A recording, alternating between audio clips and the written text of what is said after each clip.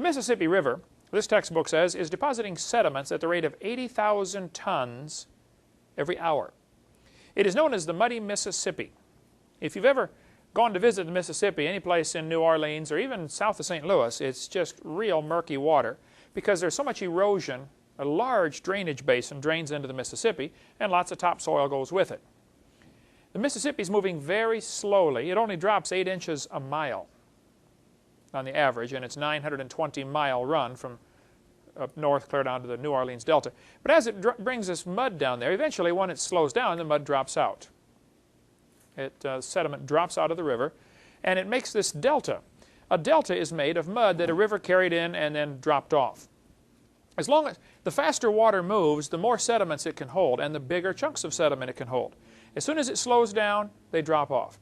Maybe you've seen up north where they put snow fences. How many have ever seen those before? The purpose of a snow fence is this blowing snow, as soon as it hits that fence, it slows down just enough that it drops the snow out of the wind. Because at a certain speed, the flakes fall out. And you put the snow fence a certain distance away from the road, so it drops the snow, instead of on the highway, it drops it away from the highway. Well, moving water does the same thing. As soon as it slows down, it drops the sediments.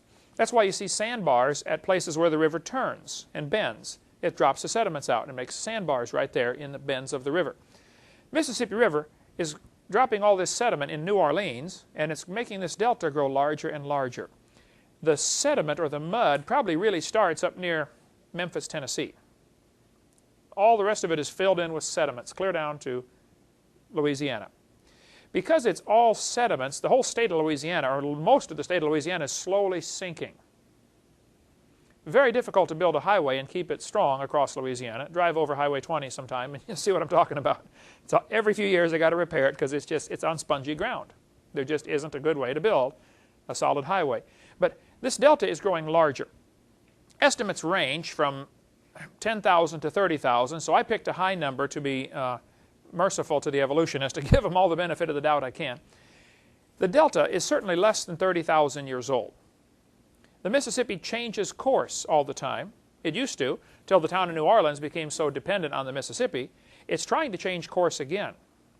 The Mississippi is trying very hard to bypass the town of New Orleans, and so the Army Corps of Engineers and all sorts of smart people have been out there trying to figure out how to keep the river in this channel, because it doesn't want to stay there. Maybe you've seen projects and stuff on the news about that, but they're fighting desperately, spending millions of dollars to keep it where it is.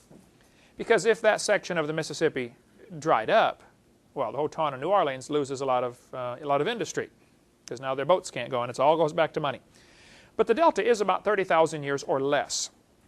So the obvious question would be, if the Earth is billions of years old, why isn't the whole Gulf of Mexico full of mud? Now the evolutionist will say, well, it's 30,000 years. That proves the Bible is wrong, because the Bible says 6,000 years. Now, if you look through typical secular textbooks, they will say there was an ice age 10,000 years ago, and there was an ice age 30,000 years ago, and there was an ice age 100,000 years ago. Where are they getting these numbers from? They're getting the 30,000 number from this delta. This is their explanation for why there's only 30,000 years worth of mud. They'll say, well, that was the end of the last ice age. That's their answer. Well, it could be there's only 30,000 years worth of mud out there because it's not millions of years old. They say the 10,000 years for the last ice age because of the Niagara Falls problem. That's their answer. Their answer is always, well, an ice age reset the clock and started it again.